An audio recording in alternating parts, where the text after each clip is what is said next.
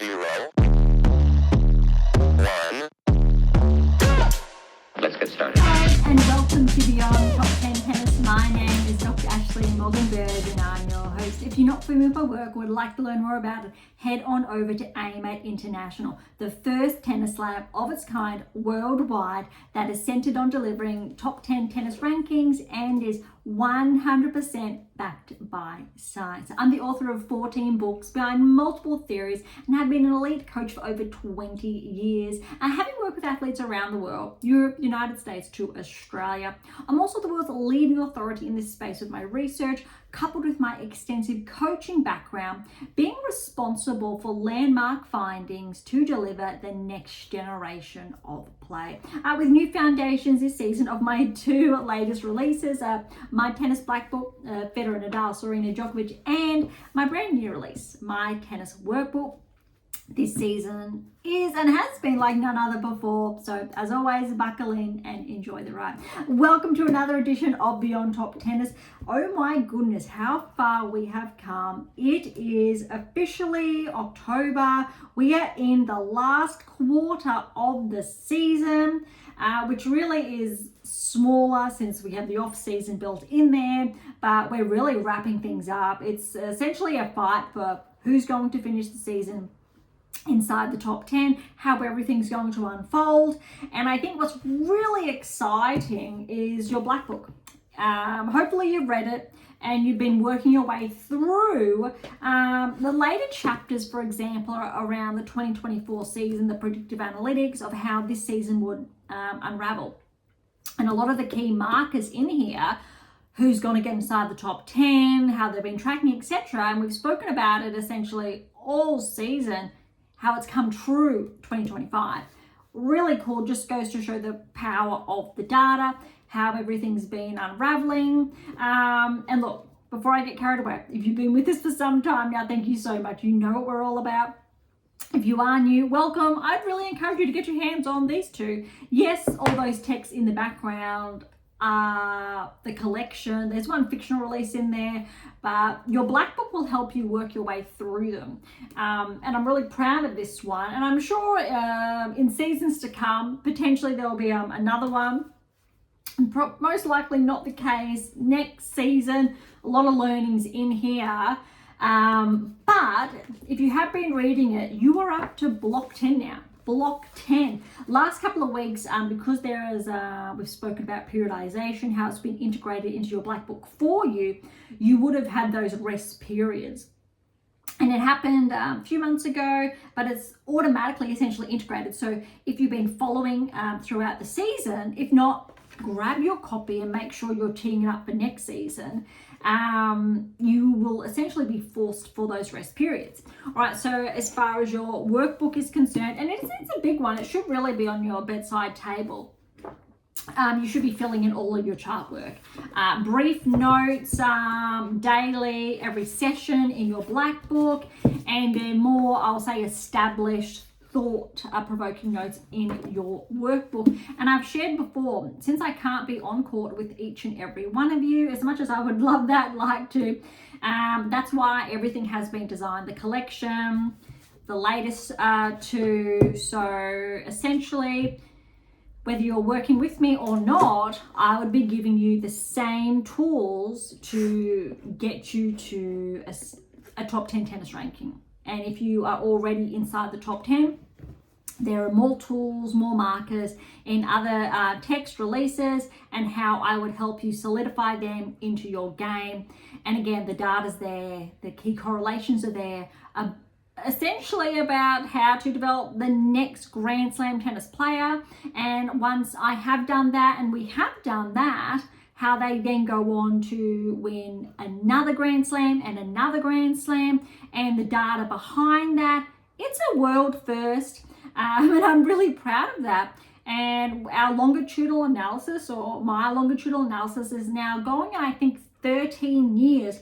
So think about all the data points around there. Every single tennis player who's won a Grand Slam, positioned round of 16 or onwards, for example, how they've been tracking all of that. And we're not just talking about And this is really important to clarify because there's a lot of, I'll say, analysts working with players. Typically, they're looking at shot selection, percentage points, etc. All of the data at AM8 International that I've developed, spent the last close to 20 years developing, is not about what your opponent's doing. It's about what you're doing. So it's how you can build the most robust game to excel. And that's a really big differential. So no matter who you are playing, you're in control of your game and your side of the court. And irrespective if you're playing a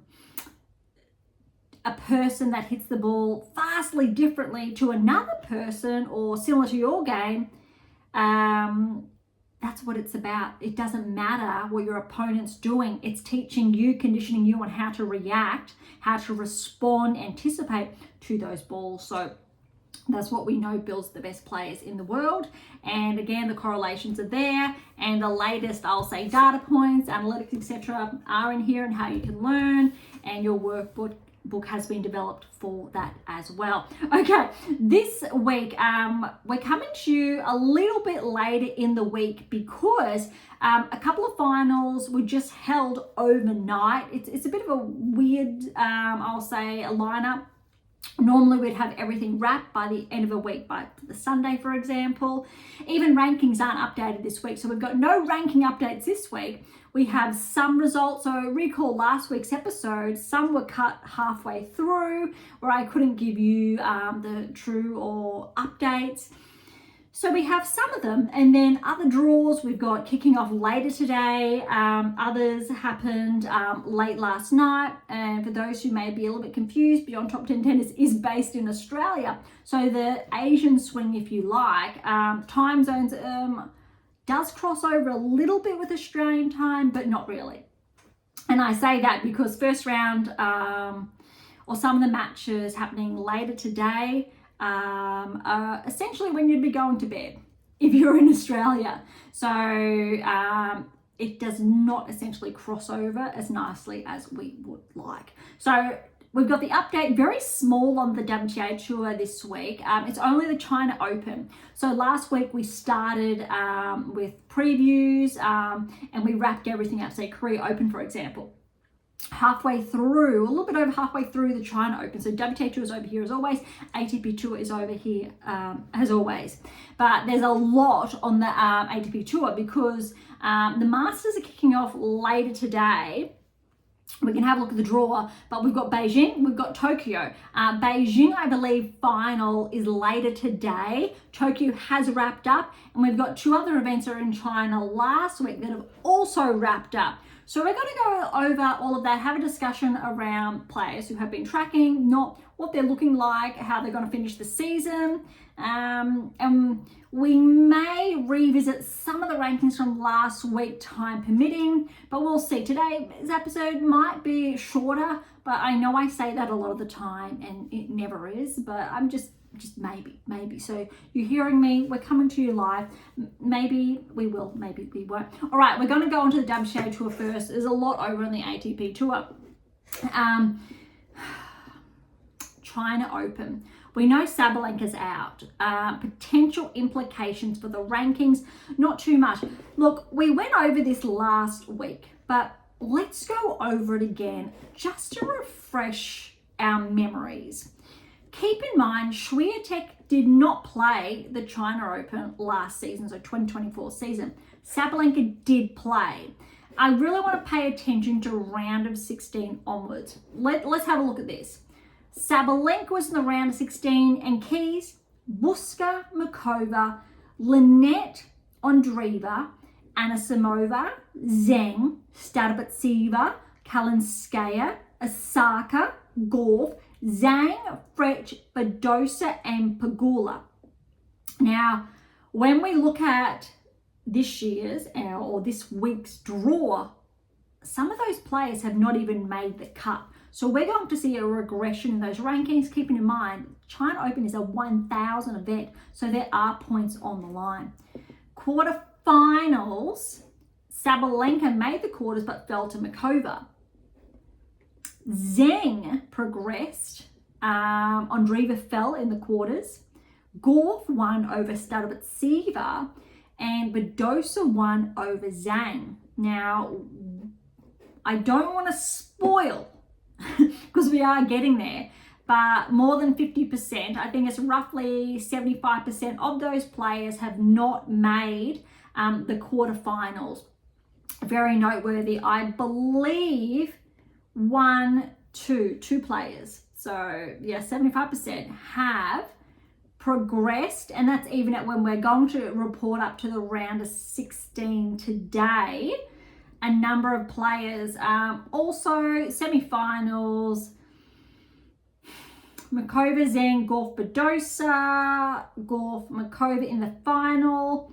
I can tell you there's only one person there, one player who made the semis and the finals last year. Without spoiling anything, all other players have or are losing points. And that's a big one. It's a 1,000 meter, it's a big one. Also notice Swiatek is not there. All right, let's head on over 2025. I'm going to quickly rush forward so we keep in mind all of the results that we've just gone over, because we know, and I have reviewed the draw clearly in advance, but only, this is fun, when we're looking at round of 16, we still have 50% to play out later today. So we're looking at the other 50%. We've got one player, two players there that made the round of 16 last year, but only one of those players has gotten through, and that one player, interestingly enough, was the one that made it all the way last season. Again, I'm trying not to give too much away, but you'll eventually I will give it all away. All right, let's head back now to first round. Swiatek's in action, and we know the points that are on the line. There's a lot of talk potentially, and we spoke about it last season, that Swiatek could potentially finish the year as number one. To put that into perspective, this time last year, Swiatek was number one, Sabalenka was trailing. She obviously was getting closer. But because Swiatek didn't play with the restrictions, etc. in place, Sabalenka could really take advantage and got that number one ranking. Very big if, Sabalenka, she's not playing here, maybe she doesn't perform, and in all fairness, she's had a huge season. She has made three Grand Slam finals, which is phenomenal. Won a finalist and two others, so Australia, French finalist, obviously won the US. That's huge. No other player has done that in recent years. I think Serena was the last one to do that from memory, but I don't have the data in front of me. That's just a maybe. So it would be incredibly understandable if she took the rest of the season off. Huge year, every right to do so. However, that number one ranking could potentially be in jeopardy. It would, however, rely on Swiatek performing exceptionally well. We've seen her do it before in recent seasons, but we really should remember she's 24 years of age, so it's a maybe she will, maybe she won't. She's had a huge season as well. Yes, she won Wimbledon, but she still performed really well. I think she's got two semis to her name and a quarterfinal, for example, at Grand Slams. She's essentially exactly behind Sabalenka in the rankings as far as results are concerned as well. Gauff's a little behind that. She had that early exit, for example, at Wimbledon. That wasn't the case for, say, a Swiatek, Sabalenka. But Gauff has been playing well. Other players, if I quickly go to the top 10, Anisimova, she's been playing really well, but is not at that consistent level. Andreeva is probably really up there for Grand Slam consistency. Probably didn't perform as well as she wanted at US Open. Similar with Keys, Pegula quite well, Paolini, Zhang, and then Rybakina to round out the top 10. Rybakina is up there, but the level of play required to win a Grand Slam, and yes, Gauff's in there, to the semi-finals consistently, let alone quarterfinals, across all Grand Slams, the rankings are true as far as performance and results. So when you really want to correlate that, which is what our data does. And so the rankings then do remain true, 1, 2, 3. How the year ends, however, it really could be the differential, Sabalenka Swiatek, on those 1,000 events, who plays. Although, look, Gauff is defending points. She's not that far away from Swiatek in all fairness, about 700 points. Gauff actually has the capacity to get to number 2, I think. If Swiatek doesn't play as well, they could switch places. But it's probably unlikely for Gauff to get to number 1. But never say never. I'm not going to say it's out of reach, but she could have a sensational end of season, which she did last season as well. That's all it is. There's over almost 3,000 points separating for Sir Anisimova from the top 3. So I'll just focus on that. All right, here we go. Putintseva and Yuan. Yuan got the win there, 3-3. Putintseva played some good tennis in recent weeks, probably some of the best we've seen all season. But that's not surprising. We've seen a bit of a regression this season from Putintseva. Osorio, good win over Lee, 7-5, 6-7, 7-5. Keeping in mind seeds with a bye first round. Boisson over Gauff. First time we've seen Boisson back. She did play US Open, I believe, qualified, missed the cut at Wimbledon, for example. And we know how well she played French Open. So this is actually the first metric we're getting to see how well Boisson plays. Ruse over Shramkova, straight sets there. It's really great to see a lot of, if not all, the top players back. Sasnovich over to Jean. We spoke about Jean's progression recently. Did take Sasnovich 2-3, but Jean, she has, it's either a finalist result, winner or finalist to her name in recent weeks. So I still believe she's one to keep an eye out on. Seidl's upset French, 5-4. Buska over Vekic, that's an upset. Buska's been playing well lately. Vekic was top 20 during, I'll say, most of this season. Since she didn't defend those points at Wimbledon, we had that regression. Tomljanovic over Stadabatsevas, 7-6, 6-2. So remember, Stadabatseva made round of 16, I want to say quarterfinals last year. We did just go over that. Maybe I've just forgotten one or the other. So a lot of points are going to be dropped there, unfortunately, from Stadabatseva, who really made her mark this season, or has been. So that's going to be a little bit of a tough one. Zhu over Uchijama, a bit of an upset there, 1-3. Bozes Maniera over Christian, 4-0. Joint over Jimenez Kazatsina, 3-2. Jimenez Kazatsina has had some good results lately as well, but Joint's been playing quite strong. Cartel over Parks. Great to see Cartel back, remembering how well she played at the championships. We've got Sonmez over Wei, and again, we're starting to see Sonmez track slightly, 2-0. Siniakova has fallen to Potapova, 3-4. Wang over Gual, 5-1. Aranga over Lamens, 3-3.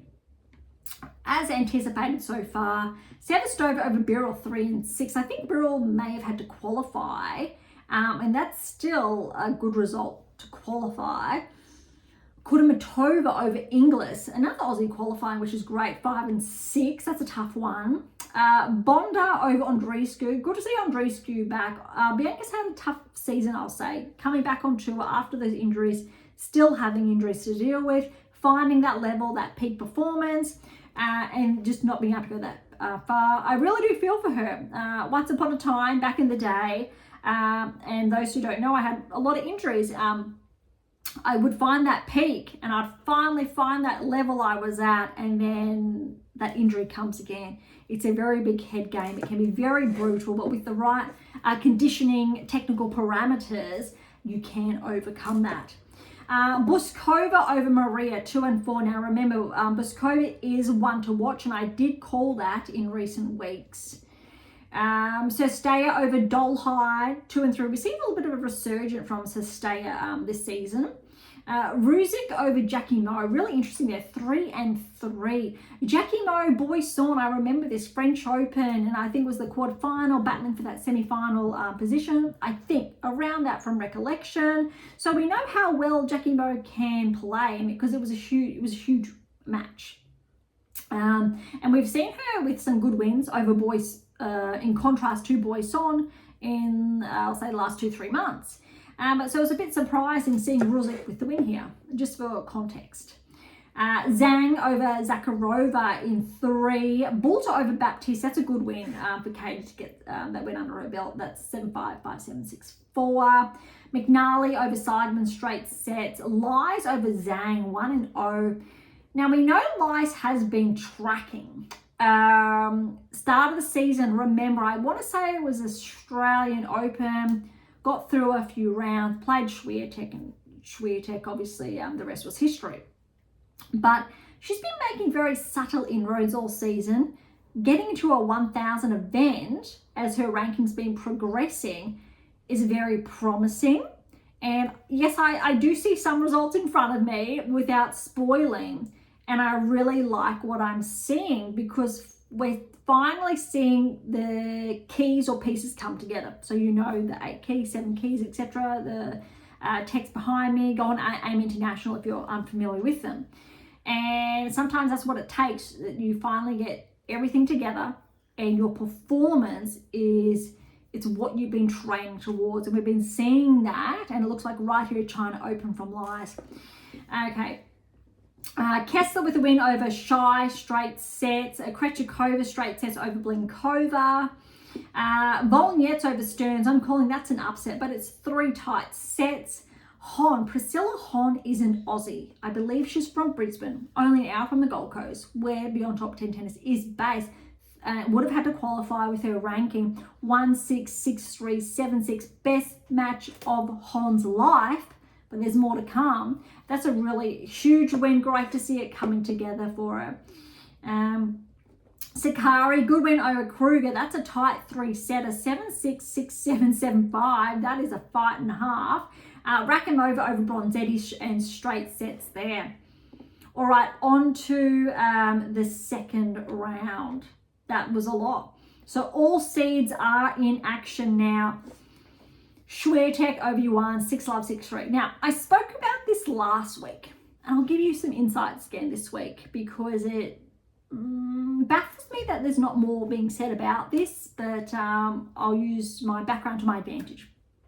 So hopefully those are all curious, you were tuned in and listening. Why Swiatek's able to get so many 6-love games this season. Notice how she plays. When it's akin to keeping your foot on the pedal from the get-go. How her game has transitioned. So in recent episodes, I spoke about that. So I won't double up. Go back to those previous episodes for a more elaborate response. But she puts her foot on the pedal from the get-go, steps up, closes out the point. Now, if you're not working on your perception, different to your anticipation, that big blue book in the background, The Science of Elite Performance, talks more about that. One of the keys, 7 keys, 8 keys, talks about that. But if you're not working on your anticipation or your perception, you're out. And a lot of players don't work on that.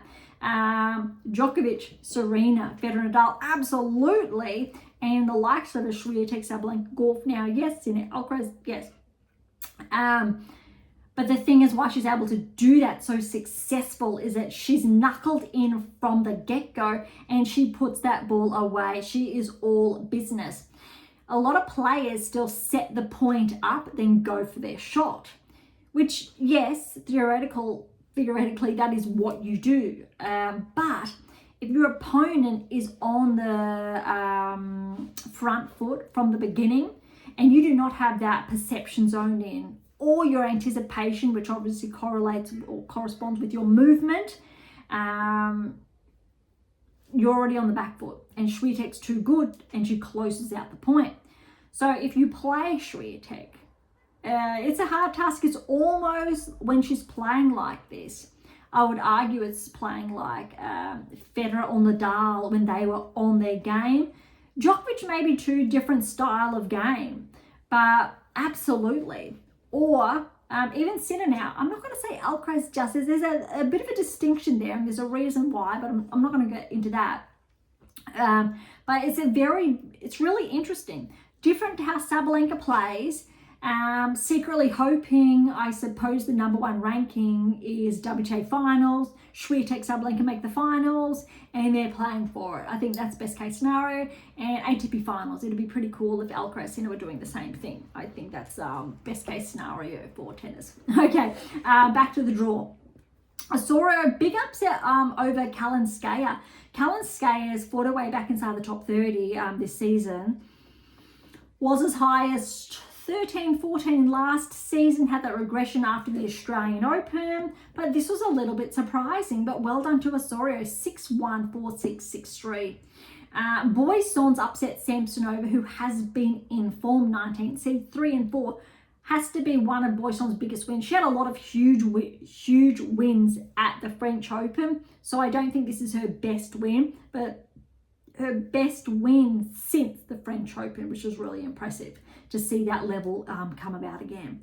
Navarro over Ruse, 3 and 6, so 7-6, 6-0 in that tiebreak. Good to see Navarro in straight sets. We know in those all these earlier rounds, Navarro, she really likes those three setters. We've seen it time and time again, and I'm really looking forward to her tightening up those matches. Sasnovich's upset Osaka.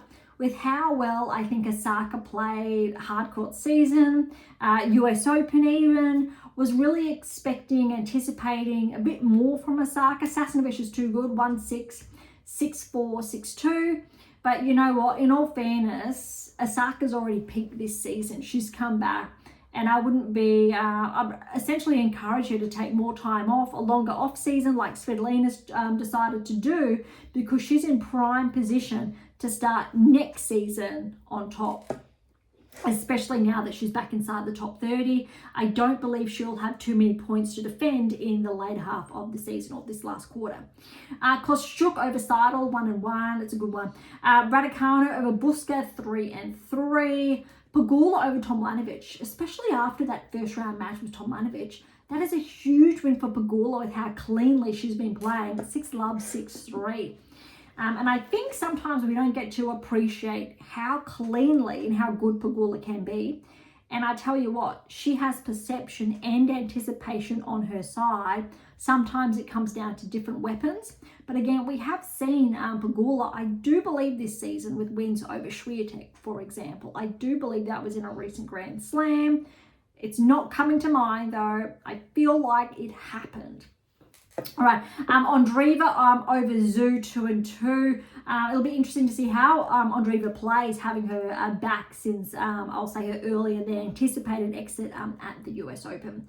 Bozes-Miniero is upset Yastremska, 7-5, 6-4. However, Bozes-Miniero has been tracking this season.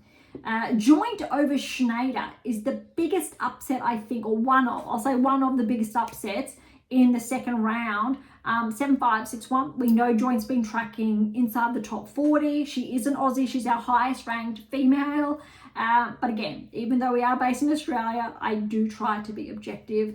Fun fact, all of my research is based internationally.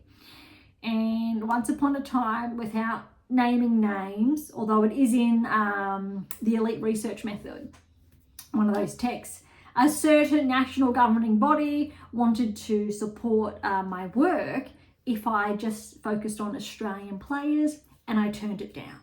On merit, essentially, that no, tennis isn't international, it's a global sport, so my work was going to cover every player. That's just a little peek into, I think, the background of all the work that goes into it, that it is not Australian based.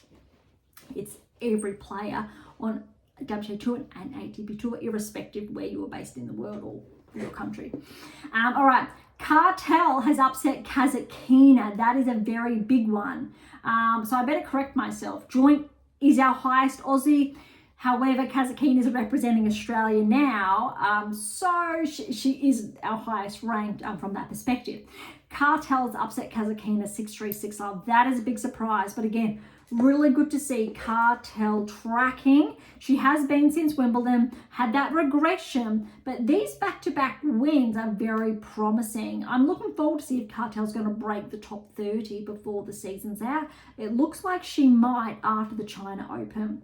Son Mez has upset Torsen. That's a very big win there. 6-4, 2-6, 6-3, especially with how well Torsen's been playing. Literally on the cusp of the top 10. Maybe she could have actually broken into the top 10, I think, with a good run here. It doesn't look like that will be the case. Potapova over Mboko. Now, let's remember Mboko, 21st seed, ranked inside, I think, top 25. After winning, I want to say Toronto, the Toronto Open, if that rings a bell. But we knew this was most likely going to happen. But look, it was 7-6, 7-5. It was close.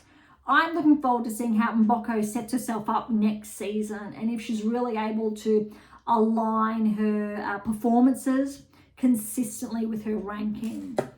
Noskova over Wang, 3-2. Zheng, so she is back. First match back. I'm going to say it's been 2-3 months, I think. Maybe not that much.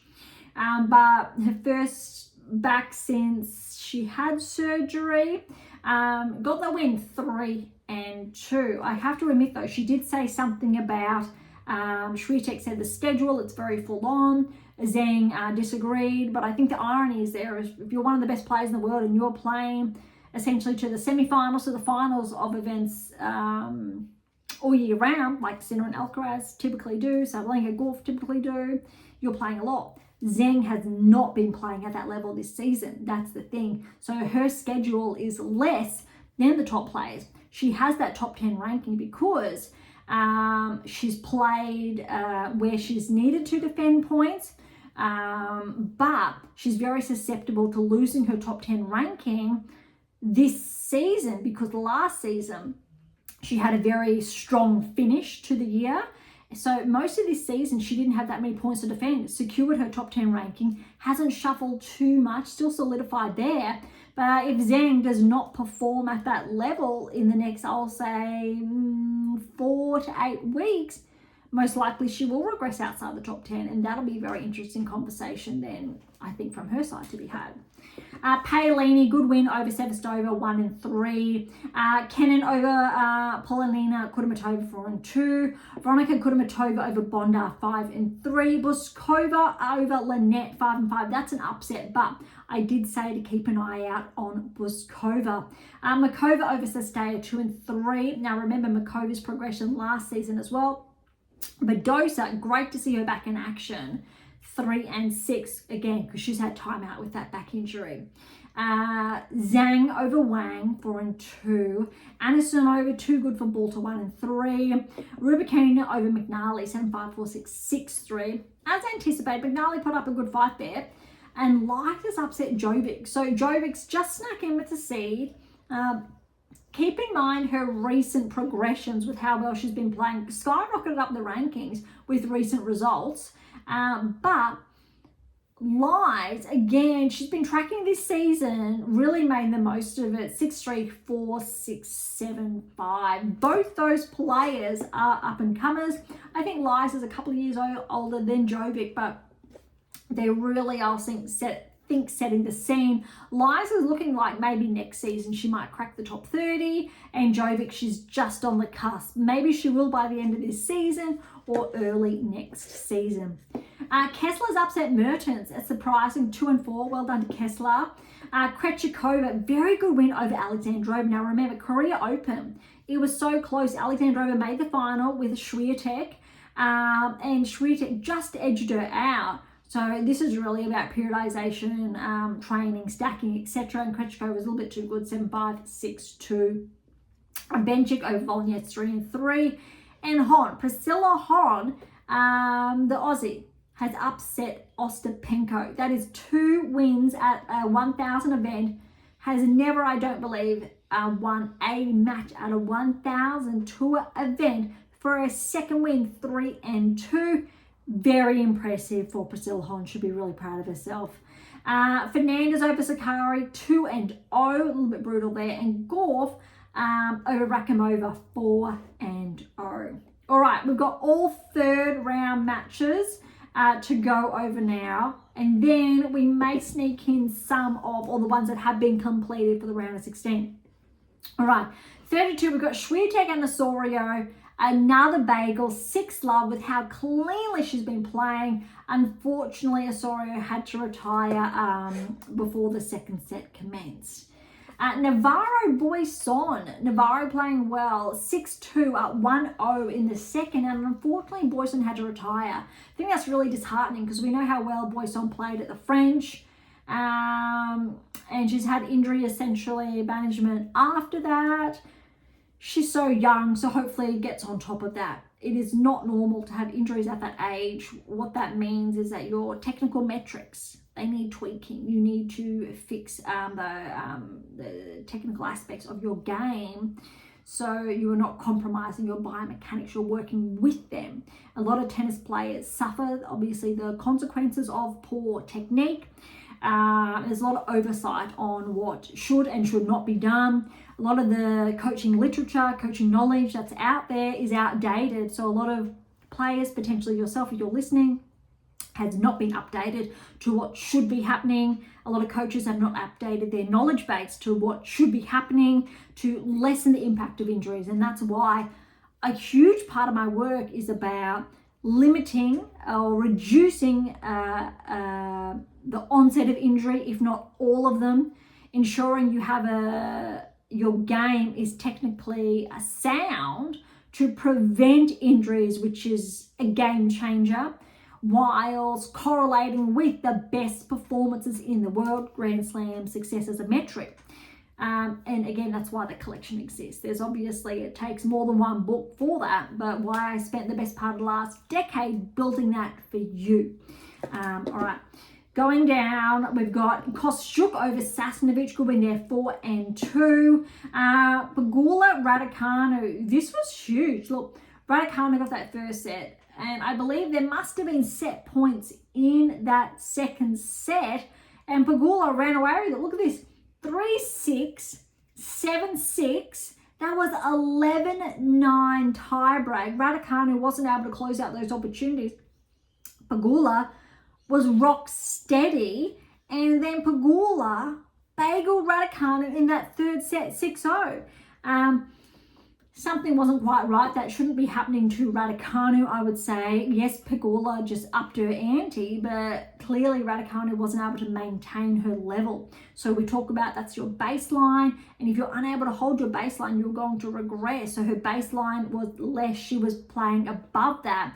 Pegula was at her baseline, and that's actually a really important, I think, stat to note. Andreeva over Bozes-Minero, 4-1. Cartel over Joint. Third win for Cartel, 3-2. That's huge. Her ranking will progress when they come out next week. Potapova over Sonmez, 3-5. Really good results for Potapova. Her ranking will progress after this, undoubtedly. With these results, we haven't seen, I think, this level of play from her for most of the season. Really good result. Noskova over Zheng, really impressive there. 6-4, 3-6. Noskova's up 3-love in the third. Then Zheng retired. Not sure if it's the same injury. I think it was her elbow. I'm not sure if it was the one she's recovering from.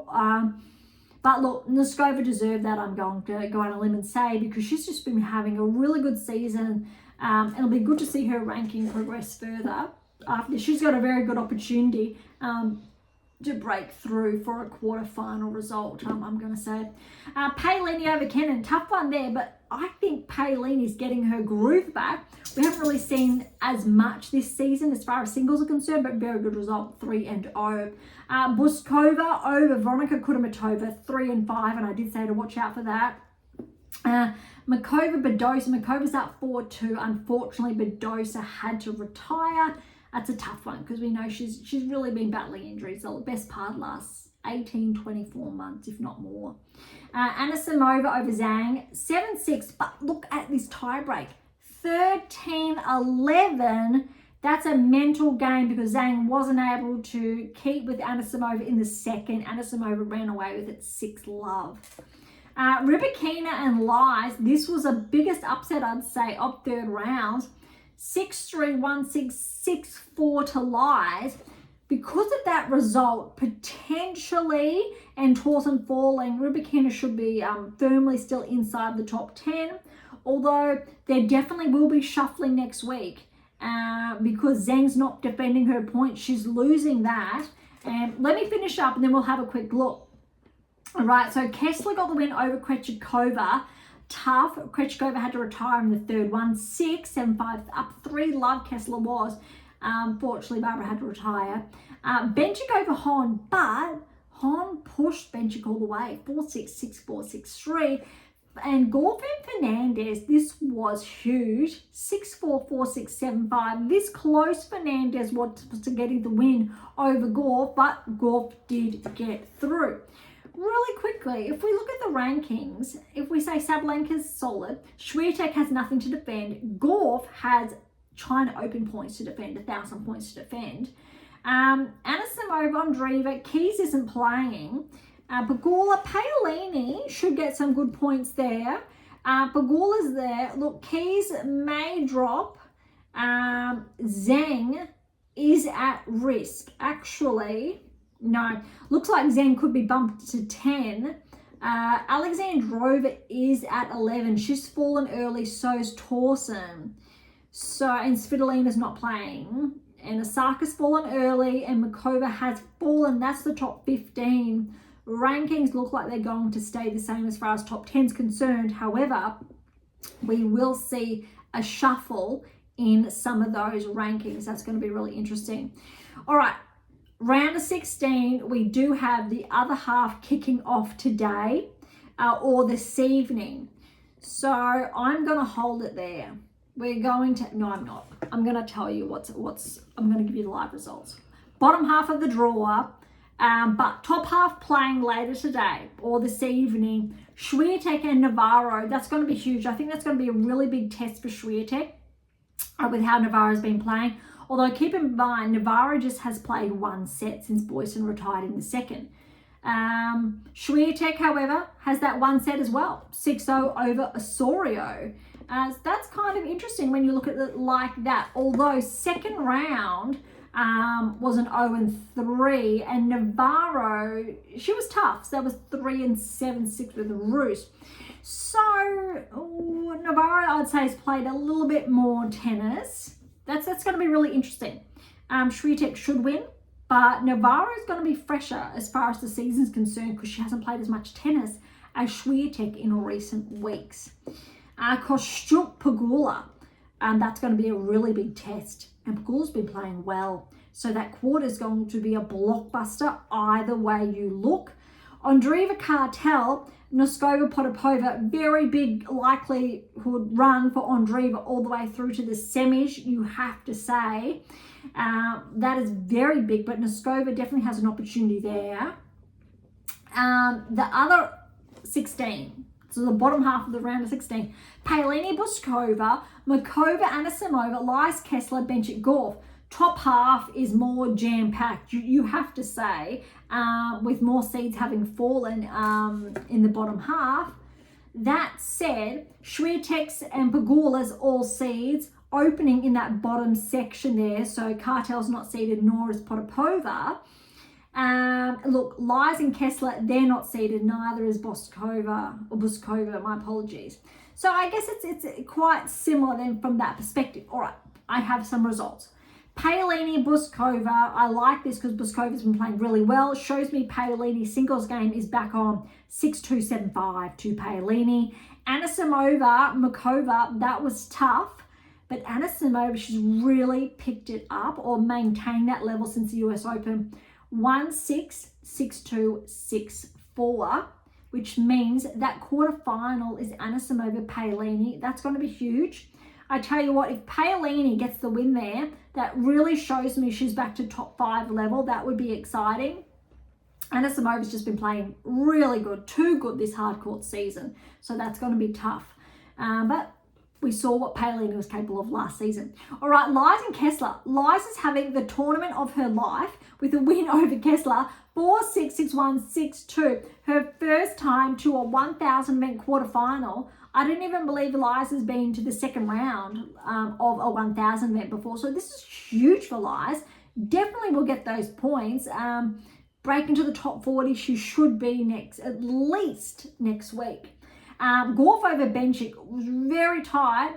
4-6, 7-6, and that was 7-4, 6-2. Whether it's true or not, unfortunately, Gauff's team looked like they were hindering Benchik's side of the court, which is not ideal. Wasn't very good sportsmanship. Hopefully that's not the case. That's just what's been going around. But Gauff looks like she's got a very good run to the semi-finals. But I would say the Paolini Anisimova match is going to be huge. And let's say Pegula gets through and Swiatek gets through. That's going to be huge. But look, Navarra could get through, so could, because both of them have been playing really good this season. Not as much, but Gauff, Swiatek, well, arguably Swiatek's played the most tennis this season, other than, say, Sabalenka. And then Pegula has to be up there, then Gauff, really, when you weigh that up, I think, across the board. And Paolini, absolutely, with all her doubles, wins, titles, and singles, is a lot as well. Anisimova as well. It's going to be really interesting to see how that unfolds. So, the other half of the round of 16 will be played this evening. So in around 8 hours time. So that is the WTA Tour there. Heading on over to ATP Tour. We're not going to look at rankings, and today's episode is absolutely not going to be shorter like I potentially said it would be. All right, so we have a number of matches on the ATP Tour to go over. So we're going to kick off the Chengdu Open. We got to the quarterfinals last week. And okay, really quickly, we've got Mazzetti as the number 1 seed. Second seed is already out. Second seed was Darderi. Darderi fell to Tabilo in the second round, just for context. Okay, Mazzetti over Basavilli, 3-3. And let's remember, Mazzetti had surgery recently. So that's a very good win for Mazzetti. Shevchenko's been tracking this season over Daniel in 3. Nakashima over Garon, 4th seed. And Tabilo had to qualify over O'Connell, which is a really good win for O'Connell as well. But Tabilo with a win in 3. Okay, semi-finals. Now remember, we're wrapping this up from last week. Mazzetti over Shevchenko, 3-1. And Tabilo, the qualifier, over Nakashima, 6-4, 7-6. Huge wins, but stark differences when you're looking at the final. Mazzetti, number 1 seed, Tabilo, the qualifier. But I do believe Tabilo has been ranked inside the top 30, maybe the top 20. I could be confusing him with another player, but he had a steep regression and has been finding his way back. Could be wrong, could be confusing. I'm just putting it out there, but maybe. But Tabilo has pushed Mazzetti all the way to 3 sets, and he has claimed the 250 title. Normally we would not see Mazzetti playing a 250, but I think we're seeing more players play them to really warm up for Shanghai, the lower tier events, which is, I think, equally important for players who haven't had as much match play. So Mazzetti, for example, surgery. We see other players who may have to qualify, lower rankings, playing those events so they can look at the opportunities to maybe get those points to get entry into qualifying, for example, for Shanghai. So 2 very different objectives there. 6-3, 2-6, 7-6. That was 7-5 to Tabilo. That's huge. Well done. And that is the Chengdu Open in China. All right, now we are on to the Hangzhou Open in China. We're up to the quarterfinals. Medvedev is the 2nd seed. Rublev, the number 1 seed, but Rublev fell, and we spoke about this last week in the 2nd round. All right, here we go.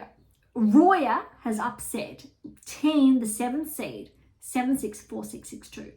Mute's the 4th seed, got the win over Echeverry, but 3-6, 3-love, Mute was up, and Echeverry had to retire. Now, I do believe we went over these last weeks, but for context. Bublik over Shabinka, 1-1, and Wu's upset Medvedev, 5-7, 7-6, 6-4.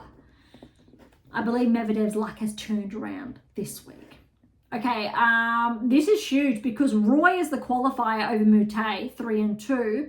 Bublik over Wu, a wildcard, 3-3. Now, Bublik's had a huge season. He's had a number of, I'll say, titles to his name. Ranking's just been progressing. He did get top 20, did have that regression, but I think he's on track to get his way back, potentially inside the top 20. 7-6, 7-6 over Roya, 7-4, 7-4 for the tie breaks. But well done, Roya, qualifier. It'll be interesting next week to see how the rankings have updated to reflect, I think, Roy's progression, but also Tabilo with his title, where that puts him in the rankings. Okay, so that is the Hangzhou Open done. We have Tokyo left. Then we have Beijing, and then we will look at Shanghai. A little bit quicker as far as I think the insights are concerned, because a lot of the top 10 players are dispersed playing different events, and we will see it, I think, more when Shanghai happens. Obviously, the WTA versions is this week, ATP next week, or kicking off later today. All right, so Japan. So Japan Open, Alcaraz is the number 1 seed, Fritz is the 2nd seed. Last week, we didn't really get to go over, I don't believe, the draw. It was just coming out, so we will have a quick run through. Alcaraz over Baez, 4-2. Berge over Tabilo. So again, Tabilo just won a tournament last week. Again, that win over Mazzetti, and Berge says upset in 1-6, 7-6, 7-6. Brutal there, but I still think Tabilo is really one to watch.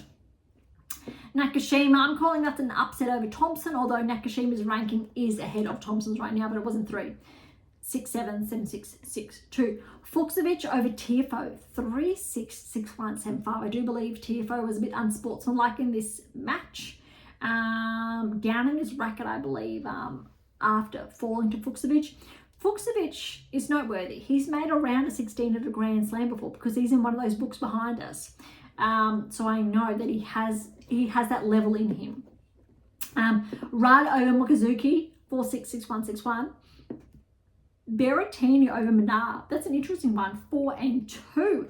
And Menard's been playing well this season, but we haven't really seen Berrettini tracking, so it'll be interesting to see if he can get some wins back under his belt. Vukic over Zumher. I'm going to call that an upset. 6-4, 3-6, 6-3. Ultima over Shapovalov, that's an upset there, 7-5, 6-3. Brooksby over Humbert, this is an upset, 7-6, 6-3. We spoke about this last week, and I think the week before about these upsets are more frequent later on in the season, and the why. If you want to learn more about that, head back or tune into our previous episodes. Darderi over Nishioka, 7-6, 6-3. That's a good win. Keeping in mind last week, Darderi did fall first round. Quinn over Mitchelson, that's an upset there. Quinn did have to qualify, 7-5, 6-2. Rune over Medalovic, 7-6, 6-1. Shimeon Buroko over Makak, that's an upset. And Shimeon Buroko had to qualify, 6-3, 7-6. As always, I apologize for my mispronunciation. I'm very confident I have not pronounced that correctly, so I do apologize. Korda over Garon, that's a good win for Korda, especially with his rankings regression this season. 4-6, 6-3, 7-6. Borges, good win over Watanuki, who got a wild card, 2-6, 6-4, 6-1. Fritz over Diallo, good win there. We know Diallo has been tracking this season. 4-6, 6-3, 7-6. Very tight though, nonetheless. All right, round of 16. Alcaraz pretty clean over Bergs, 4-3. Nakashima over Fuchsovich, 5-3. Rudd over Berrettini, 6-2. Vukic over Altima, that's an upset, 4-2. Brooksby over Darderi, 6-1, that's an upset. Rune over Quinn, 4-2. Korda over Shimeon Buroko, 1-4. And Fritz over Borges, 5-6. That looks like would have been the toughest one. Borges, again, has been tracking multiple times. He's made the round of 16 at Grand Slams. For context, definitely making his way back inside the top, I would say, the top 30, or getting close enough to that. Okay, and that was no. All right, so we're on to the quarterfinals now. Yes, Alcaraz, Nakashima, 2-4. Rudd over Vukic, 3-2. Brooksby over Rune. That is an upset. Rune, the third seed, 3-3.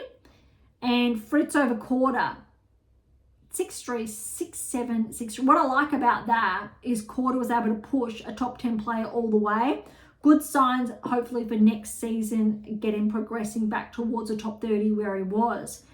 Noteworthy, on those results, I'm looking at the rankings to see, and look, Rune could have potentially joined the top 10 if he progressed, but it does not look like that's the case. Kakanakov is not playing this week, but Rune, I think, had an opportunity there, but that will be interesting to see when they do update. Okay, as far as the semi-finals are concerned, this one only wrapped up this morning. Alcaraz and Rudd. I like this match because Rudd pushed Alcaraz 2-3, 3-6, 6-3, 6-4. Good signs potentially for Rudd to rejoin the top 10. Fritz over Brooksby, 4-3. I'm going to check where, and Rudd's at 12. No, it looks like he probably will stay at 12. That'll be interesting with the rankings next week. All right, Alcaraz and Fritz. It looks like there was just one break of serve per set. 6-4, 6-4. But that is all you need. If Fritz gets better, I think, at looking for those opportunities, those small micro percentages, that's really the big differential between, I think, Sinner, Alcaraz, looking for those moments, perception, anticipation. We spoke about that earlier.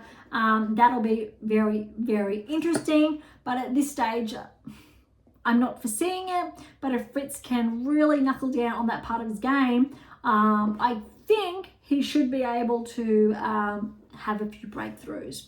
All right, over to Beijing.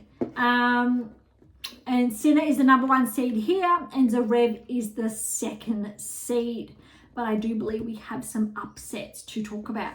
All right, really quick, we've got Sinner and Cilic first round, 2-2. Adame over Zhang. I'm going to call that an upset, 4-2. Matazan over Bonzi, 7-6, 6-3. This is an upset. Mueller over Kakanakov, 4-6, 7-6, 6-4. Kakanov's just inside the top 10. Keep that into consideration. So since Kakanakov's lost first round, Rudd and Rune did progress in Japan. Maybe, big maybe, Kakanakov could regress outside the top 10, and maybe Rune will be back in next week. Big maybe. All right, Dimonor over Boo, 6-4, 6-love. Rindenek over Goffin in 3. Kuzuk's over Shang in 3. That's interesting, that scoreline. Love 6, 7-6, 7-5. Menzik over Kekanovic, straight sets. Kaboli's upset Rublev again. I say that again because Rublev fell early last week, but 7-6, 6-3. Well done to Kaboli. We do know how well Kaboli has been playing. Definitely has been tracking this season. As well as Tian. He's upset Cerundolo, 4-6, 6-3, 6-4. Mannarino, very good win over Bublik after winning his title last week. Mannarino, first round win, 3-2. Well done. Mazzetti over Mapeshi Pericard, who's had a little bit of regression in the rankings, just slightly, but he pushed Mazzetti all the way, 7-6, 6-7, 6-4. Good to see Mazzetti knuckling down. Medvedev over Norrie, good win, 3-4. Dadush Fakina over Ugo Karabelli, 1-3. Mute over Grikenspor, straight sets. And Zverev over Sanigo, straight sets there. All right, round of 16. Sinner over Adame, straight sets, 6-4, 5-7, 6-love. Matazan over Mueller, 3-6. Dimonor over Rindenek in 3. That was tight. 6-3, 3-6, 7-6, 7-2. Menzik over Kazuks in 3. Tian over Kaboli. That's, I'm going to call that slightly an upset, even though they've both been tracking. Caboli's a little bit ahead of the curve over to him, 3-2. Mazzetti over Manarino, 3-3.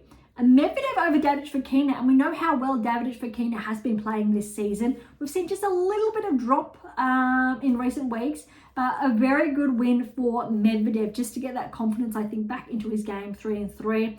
Zverev over Mute, 7-5, 3-6, 6-3. A little tougher than we would have potentially anticipated. All right, quarterfinals. We've got some interesting matches here. Sinner over Matazan, 1-5. Dimonor over Menzik, 4-1. And Menzik looks like he had to retire. How's this? Tien has upset Mazzetti, 4-6. 6-3, 3-love, and Mazzetti had to retire. Keeping in mind he made the finals last week. A lot of tennis he's been playing. A little bit brutal, but that's a huge breakthrough for Tien. This has to be the biggest upset, but also the best news for Medvedev. Over Zverev, 6-3, 6-3. I feel like Medvedev's had such a tough year, a lot of earlier losses, hasn't really been living up to his expectations, regressing outside the top 10, first time in a number of seasons, and he got the win over Zverev. I think that's huge. So it's a really good progression. Keeping in mind that Medvedev was ranked ahead of Zverev, but then that switched. Zverev's holding his own in the top. Medvedev has struggled to catch up. So I think that's an interesting insight or statistic there. Semi-finals, Sinner and Dimonor. This match was huge. Sinner for the win, but Alex fought all the way. 6-3, 4-6, 6-2. I love that Alex was able to push Sinner 2-3. That's what we want to see. Tien and Medvedev are in the other semi. Medvedev's absolutely favourite. But look at this. Tien has upset Medvedev 5-7, 7-5, 4-love in the third, and Medvedev's had to retire. That's huge. And okay, it is it's a 500, so it's a big event. First, I believe, let alone round of 16 quarters, Tien's made, let alone he's made the semi-finals, but he's made the final. So he will play Sinner later today in the final. Irrespective what that outcome is, I'm sure we can anticipate. But that's a huge run for Tien. Keeping in mind he had his breakthrough at the Australian Open earlier this season, or at the very start of this season, and he really has been one to watch. He's had some good results, some not so good results, but it's good to see how he stuck around and he's been fighting all season long. After this, Tien should break through into the top 50. All right, we'll have to get back next week, trying to open as far as the finals concerned with Sinner and Tien. All right, before we wrap up today's episode, haven't gone too much over. Let's have a look at Shanghai, who's in action. This will be, I think, very interesting. And it looks like, yes, that's what I thought. Alcaraz has withdrawn from Shanghai. That is very big news. I'm just going to head back to the draw, just double checking there. But that is very, very big news. That has opened up the draw. Mute has taken Alcaraz's place. Oh my goodness, that has really opened the draw wide up.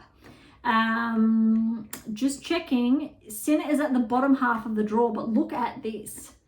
Mute has a bye first round.